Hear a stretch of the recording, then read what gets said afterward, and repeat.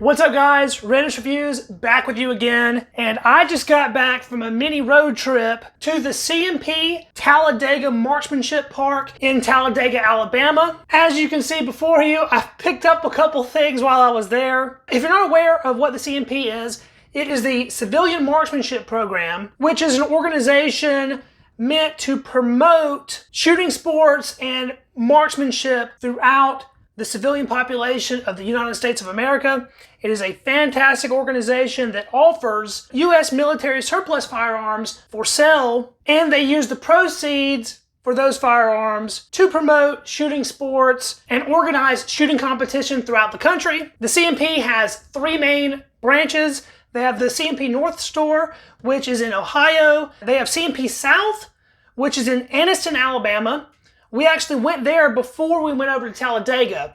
Due to COVID, the Anniston store is appointment only, and we didn't have an appointment to get in, so we would have had to wait to actually get into the store. Although I did want to see what they have, we decided to go ahead and go over to Talladega instead, which is only about 20 minutes away, and we were able to walk straight in and check out their selection. In the Talladega store, they had a good variety of M1 Garands, most of which had replacement stocks, and they were Korean War dates. There wasn't really that much World War II stuff. However, they had a lot of them, and the average price was between $900 to $1,000, I would say. Last year, I did my very first order from the CMP, and I actually got an M1 Garand. That was a service grade.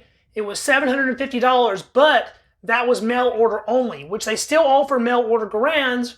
However, if you want to handpick one, you can always go to one of the stores, either Talladega, CMP South, or CMP North, and you can handpick one yourself. I got really lucky with my mail order with the CMP. I actually couldn't be happier. It was a fantastic, all-original 1944 Springfield with the original 1944 barrel. Today, I was on a mission to sort of round out my U.S. firearms collection. I really wanted to fill in a couple gaps that I had, and that was the U.S. Mausers. Before you, I have one of each of the U.S. Mausers. I have an original 1903, I have a 1917 Enfield, and I have a 1903 A3. On the racks at the Talladega store, they had probably a dozen 1917s, maybe a little less than that of 1903 A3s, and they had maybe half a dozen, maybe a couple more than that, 1903s. So I really blew my firearms budget all in one day for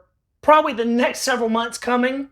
But I'm very happy with the purchases that I made. All of these firearms are ones that I've been wanting to add to my collection for an extremely long time. Over the next several weeks, I'm going to be releasing an individual video on each one of these rifles so I can really get into depth on each individual example. This video will just kind of be an overview of my experience at the CMP Talladega store. The store itself was very small. It could probably only comfortably fit maybe 3 or 4 customers at the max in there at one time, but the racks were pretty loaded.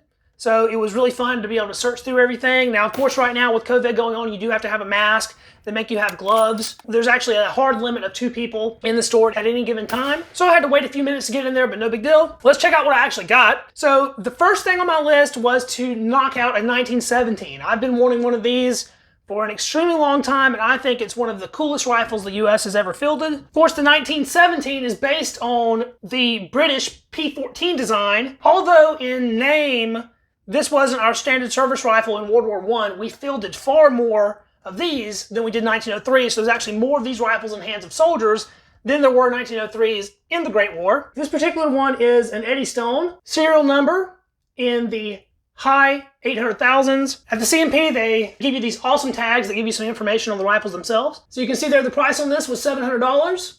M1917 rifle, service grade. On the reverse of that, they give you the muzzle and the throat reading. The lower the number, the better on these. So this has a muzzle reading of 1, a throat reading of 2. Both of those is very good. They have the armor that inspected the rifle.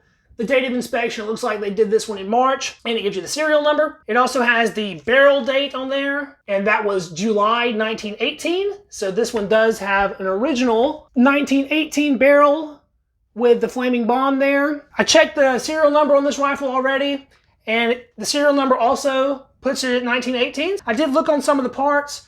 Most of the parts have E's on them for Eddystone, so I think this is a mostly original rifle. We'll go over that more when we do the individual video on it. Man, this thing is freaking awesome. The next one, after the 1917 on my list that I needed to tackle, was the 1903 A3. This rifle was heavily used by the US during World War II. It has updated aperture style sights, which the old World War I 03 does not have. This particular one is a Remington, serial number 3.4 million. Now this one, I wasn't super stoked about because this stock has been refinished. You can see it has sort of a slick, sheeny varnish on it. So at some point in the future, we may be seeing a restoration video on this rifle where I take this varnish off and refinish the stock the correct way with an oil finish. The tag on this one has the price there, $770. It's listed as having a bright bore, which it most definitely does. The bore on this thing is freaking fantastic, mirror bore. Check out the individual video on it to see more of that. The muzzle reading on this one is 1.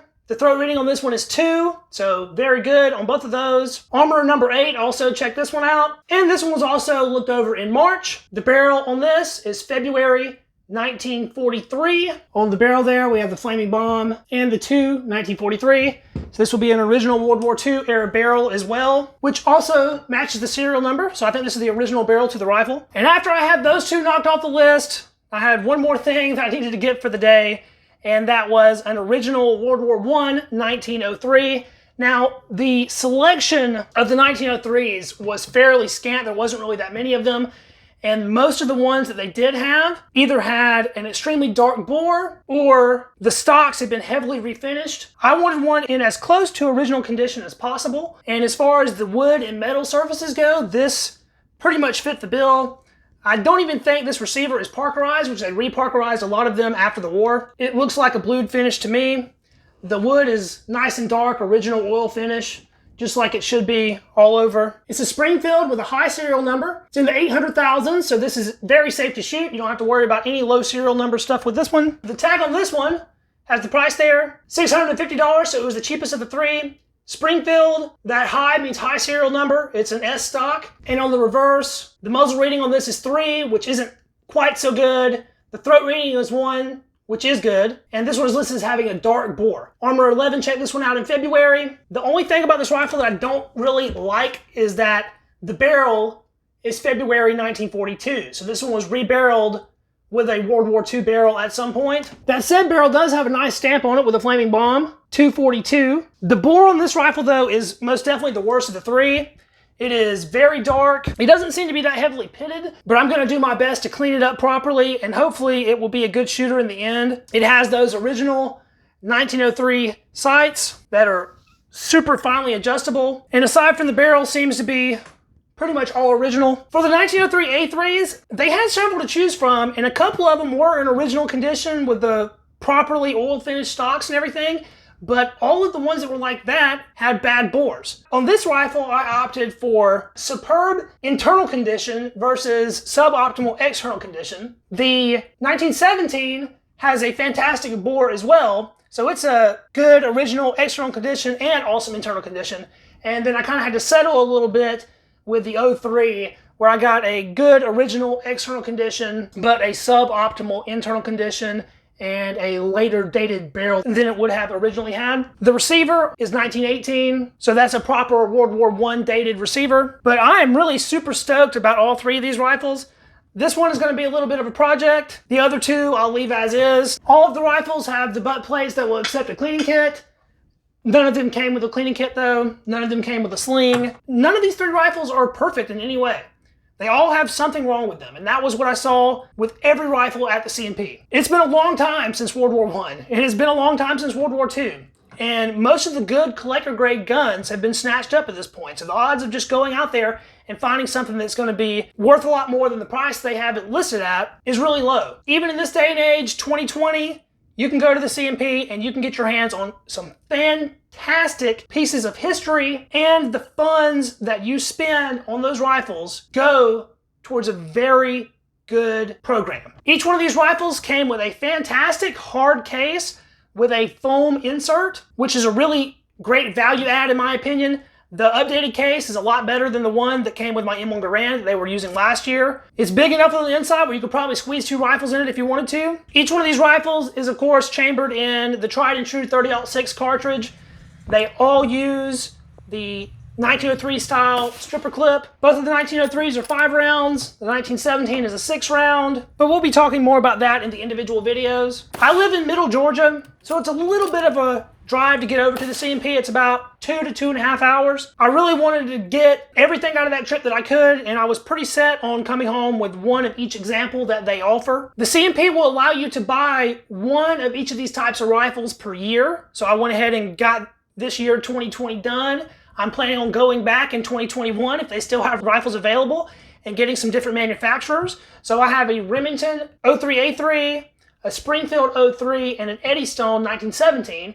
I'd like to add a Remington 1917 and a Winchester 1917. I'd like to add the other various manufacturers of 1903 A3s and even a couple extra manufacturers of the 1903 there. So I plan on trying to get my yearly limit as long as the rifles are still out there and available for purchase. As far as M1 Garands go, you actually have a limit of 8 of those per year. So if you haven't capitalized on getting an M1 Garand from the CMP yet and you are a citizen of the United States of America and are legally able to own firearms, I would really look into it. I've been throwing around an idea in my head of doing a video on how to actually make a mail order purchase from the CMP.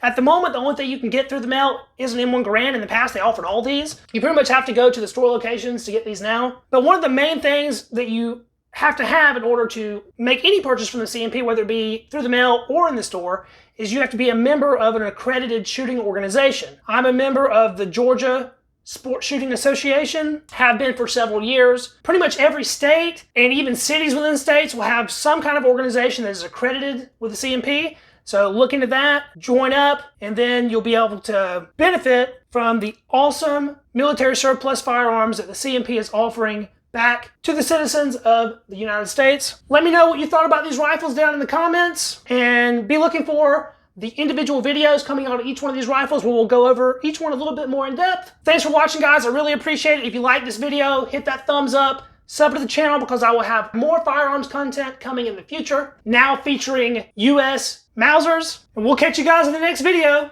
See you then. Peace.